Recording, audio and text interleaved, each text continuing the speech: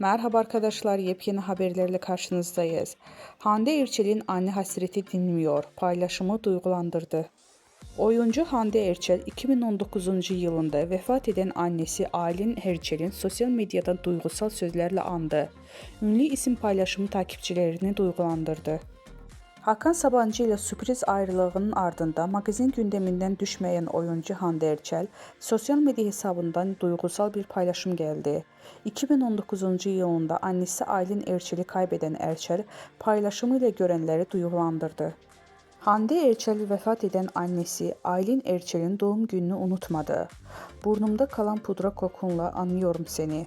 Notu düşen oyuncunun duygu yüklü sözleriyle annesini andı.